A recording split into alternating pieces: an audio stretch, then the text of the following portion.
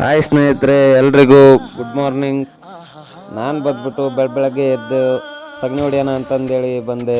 ಸಗಣಿ ಹೊಡಿತಾ ಹೊಡಿತಾ ಹೊಡಿತಾ ಯೋಚನೆ ಮಾಡಿದೆ, ದಿನ ಬೆಳಗ್ಗೆ ಇದೇ ರೀತಿ ಕೆಲಸ ಮಾಡಿದರೆ ಸಿಕ್ಸ್ ಪ್ಯಾಕ್ಸ್ ಬರ್ಸ್ಬಿಡ್ಬೋದಲ್ಲಪ್ಪ ಅಂತಂದು.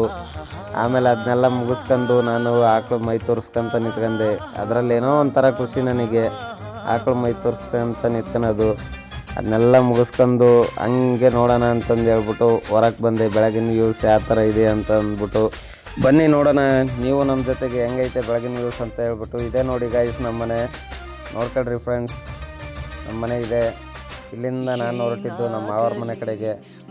ಹಂಗೆ ನಮ್ಮ ಮಾವರ ಮನೆ ಒಳಗೆ ಎಂಟ್ರೆನ್ಸ್ ಕೊಡ್ತಿದ್ದಂಗೆ ನನ್ನ ಸೊಸೆ ಕಂಡ್ಲು. ಆಯ್ ಮಾಡ್ತಾಳೆ ನೋಡ್ರಿ, ಇವಳೇ ನನ್ನ ಸೊಸೆ. ನಮ್ಮ ಸಣ್ಣ ಸೊಸೆಯಿಂದ ಮುಗಿಸ್ಕೊಂಡು ದೊಡ್ಡ ಸೊಸೆ ಕಡೆಗೆ ನೋಡಿದ್ರೆ ಮಕ್ಕ ಮುಚ್ಕೊಂಡು ಕುತ್ಕೊಂಡವಳೆ. ಹೊಟ್ಟೆ ಎಷ್ಟು ಉರ್ಸ್ತಾವ್ರೋ ಆ ಭಗವತ್ನ ನೋಡಿದ್ರೆ. ಅಲ್ಲಿಂದ ಎದ್ಬಿಟ್ಟು ಹಂಗೆ ಓಡೋಗ್ಬಿಟ್ಲು, ವಿಡಿಯೋ ಮಾಡ್ತಾನೆ ನಮ್ಮ ಮಾವ ಅಂತ ಅಂದ್ಬಿಟ್ಟು. ಅದನ್ನ ಮುಗಿಸ್ಕೊಂಡು ನಮ್ಮ ಅಳಿಯನ ಹತ್ರಕ್ಕೆ ಬಂದೆ.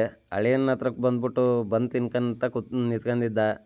ನನಗೊಂದು ಪೀಸ್ ಬಂದು ಕೊಡಲ್ಲ ಅಂತಂದರೆ ಅವ್ನು ಮಾಡಿದ ಆ್ಯಕ್ಷನ್ನ ನೀವೇ ನೋಡಿ ನಗ್ರಿ.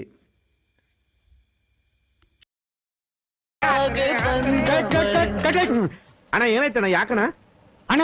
ಇನ್ನು ಏನೋ ಬೇಕಣ್ಣ. ನೋಡಿದ್ರಲ್ಲ ಗೈಸ್ ನಮ್ಮ ಅಳಿಯನ ಆಕ್ಷನ್ ಹೆಂಗಿತ್ತು ಅಂತ ಅಂದ್ಬಿಟ್ಟು ಅದನ್ನೆಲ್ಲ ಮುಗಿಸ್ಕೊಂಡು ತೋಟದ ಕಡೆ ಬಂದೆ. ಸಪ್ಪಿಗೆ ನೀರು ಹಾಸನ ಅಂತ ಅಂದ್ಬಿಟ್ಟು ಇಲ್ಲಿಗೆ ಒಂದು 4-5 ದಿನ ಆಗಿತ್ತು. ಸಪ್ಪಿಗೆ ಜೋಳ ಉಗ್ಗಿ ನೋಡೋಣ ನೀರು ಹಾಸನ ಅಂತಂದು ಹೇಳ್ಬಿಟ್ಟು ಬಂದೆ. ಜೋಳ ಉಗ್ದಾಗಿಂದ ನೀರು ಹಾಸಿದ್ದಿಲ್ಲ, ಏನೂ ಇಲ್ಲ, ಹಂಗೆ ನೋಡ್ಕೊಂಡು ಬಂದ್ಬಿಟ್ಟು ಮೋಟ್ರ್ ಸ್ಟಾರ್ಟ್ ಮಾಡೋಣ ಅಂತಂದೇಳಿ ನಿಂತ್ಕೊಂಡೆ. ಮೋಟ್ರ್ ಸ್ಟಾರ್ಟ್ ಮಾಡ್ಕೊಂಡು ಹಂಗೆ ನೀರು ಹಾಸ್ಕೊಂತ ಮುಂದಕ್ಕೆ ಬಂದೆ.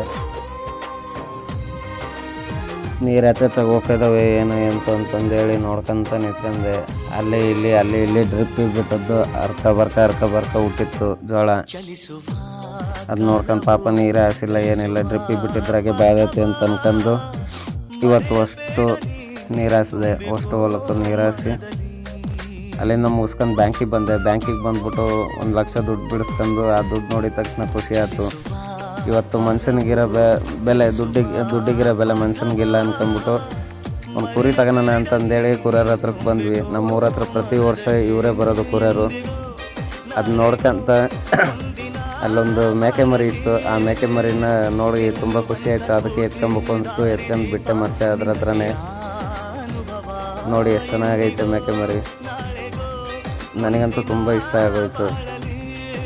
ಹಂಗೆ ಅವ್ರ ಕುರಿಯರೆಲ್ಲ ಯಾವ ರೀತಿ ಜೀವನ ಮಾಡ್ತಾರೆ, ಏನು ಹೆಂಗೆ ಸಾಕಾಣಿಕೆ ಮಾಡ್ತಾರೆ ಅಂತ ಅನ್ನೋದನ್ನ ಹಂಗೆ ನೋಡ್ಕೊತ ನಿಂತ್ಕೊಂಡ್ವಿ. ಅಲ್ಲೇ ಅವ್ರ ಹತ್ರನೂ ಒಂದು ಸ್ವಲ್ಪ ಮಾತಾಡ್ಕೊತ ನಿಂತ್ಕೊಂಡ್ವಿ. ನೋಡಿ 2 ಮರ ತಗೊಂಬರೋಣ ಅಂತಂದೇಳಿ ರೇಟ್ ಕೇಳಿದೆ. ಮುಗ್ಗ ರೇಟ್ ಹೇಳ್ಬಿಟ್ರು. ಪ್ರತಿ ವರ್ಷ ಇವ್ರ ಹತ್ರಕ್ಕೆ 2 ಮರಿ ತಗೊಂಡು ಬಿಡ್ಕೊಂತೀನಿ. ನಾನು 2 ಕುರಿನ ಸಾಕಾಣಿಕೆ ಮಾಡ್ತೀನಿ. ನೋಡೋಣ ಈ ಸಲ ಸಾಧ್ಯ ಆದರೆ ಟ್ರೈ ಮಾಡ್ತೀನಿ ನಾನು ಒಂದು 4 ಮರಿ ತಗೊಳೋದಕ್ಕೆ. ನೋಡೋಣ ಸ್ವಲ್ಪ ರೇಟ್ನಲ್ಲಿ ಹೆಚ್ಚು ಕಮ್ಮಿ ಮಾಡಿಕೊಡ್ತಾರೇನೋ ಅಂತಂದು ಹೇಳ್ಬಿಟ್ಟು ಕೇಳಿದೆ. ಆಮೇಲೆ ಹೇಳಿದ್ರು ಅವ್ರೆ, ಈಗ ಸದ್ಯಕ್ಕೆ ಮರಿ ತೊಗೋಬೇಡ, ಕೆಮ್ಮು ಜಾಸ್ತಿ ಆಗೈತೆ, ನಾವೇ ಔಷಧಿ ಹಾಕ್ತಾಯಿದ್ದೀವಿ ಅಂತಂದರು. ಪ್ರತಿ ವರ್ಷ ಇದೇ ಗುರು, ನಾವು ಯಾವಾಗ ಕೇಳಕ್ಕೆ ಹೋದ್ರು ಇದೇ ಡೈಲಾಗ್ ಹೇಳ್ತಾರೆ ಇವರೆಲ್ಲ. ಹೆಂಗೆ ಅಂತಂದರೆ, ಚೆನ್ನಾಗಿರೋ ಮರಿ ಹಿಡಿದ್ವಿ ಅಂದರೆ ಬೀಜಕ್ಕೆ ಬಿಟ್ಕೊಂಡಿವಿ ಮರೇನ, ದೇವ್ರಿಗೆ ಬಿಟ್ಟಿದ್ದೀವಿ ಮರೇನ, ಬರೀ ರೀಸನ್ ಹೇಳ್ಬಿಟ್ಟು ವಾಪಸ್ ಕಳಿಸ್ತಾರೆ. ಅದಕ್ಕೆ ಒಂದು ಸ್ವಲ್ಪ ಸಿಟ್ಟು ಬಂತು. ಆದರೂ ಏನೂ ಮಾಡೋಂಗಿಲ್ಲ.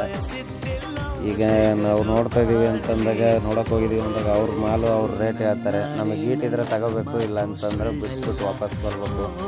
ಸಂತೆಗೆ ಹೋದರೆ ಅದಕ್ಕಿಂತ ಡಬಲ್ ರೇಟು.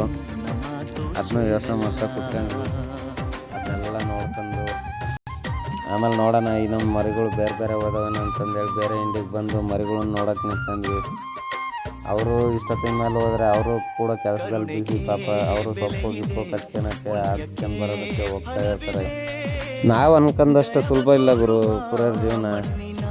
ಚಳಿ, ಬಿಸಿಲು, ಮಳೆ, ಗುಡುಗು ಇವನ್ನೆಲ್ಲದನ್ನೂ ಮೀರಿ ಅವರು ಊರಿಂದ ಊರಿಗೆ ಬರ್ತಾ ಇರ್ತಾರೆ ಸಾಕಾಣಿಕೆ ಮಾಡೋದಕ್ಕೆ. ನಾವು ಅವರಿಗೆ ಸಹಕರಿಸ್ಬೇಕು.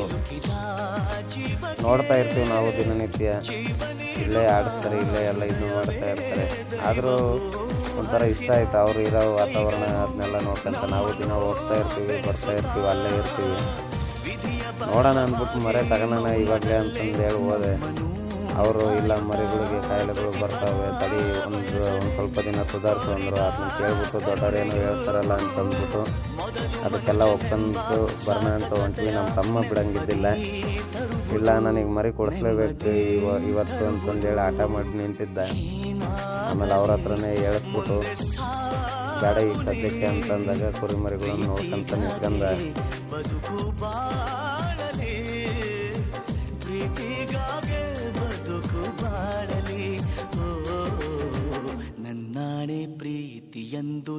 ಅದನ್ನೆಲ್ಲ ನೋಡ್ಕೊಂಡು ಮುಗಿಸ್ಕೊಂಡು ನಾವು ಬಂದಿದ್ದು ನಮ್ಮೂರಿಗೆ ಬಂದಮೇಲೆ ಶಿವರಾತ್ರಿ ಹಬ್ಬಕ್ಕೆ ನಮ್ಮೂರಲ್ಲೆಲ್ಲ ಯಜಮಾನ್ರುಗಳು ಹುಡುಗರು ಎಲ್ಲ ಸೇರ್ಕೊಂಡು ಪ್ರಸಾದ ಮಾಡಿಸಿದ್ರು. ಪ್ರಸಾದ ಸೇವನೆ ಮಾಡಬೇಕು ಅಂತಂದು ಹೇಳ್ಬಿಟ್ಟು ಬಂದು ಇಲ್ಲೆಲ್ಲ ನೋಡ್ಕೊಂಡು ಹೆಂಗೆಲ್ಲ ವ್ಯವಸ್ಥೆ ಮಾಡಿದ್ದಾರೆ ಅಂತ ಹೇಳ್ಬಿಟ್ಟು ನೋಡ್ಬಿಟ್ಟು ನಂತರ ನಾವು ಪ್ರಸಾದನ ಸೇವನೆ ಮಾಡಿಬಿಟ್ಟು ಚೆನ್ನಾಗಿತ್ತು. ಪ್ರಸಾದ, ಪಾಯಸ, ಅನ್ನ, ಸಾರು, ಪಲ್ಯ ಎಲ್ಲ ರೀತಿ ಪ್ರಸಾದ ಸೇವೆ ಇತ್ತು.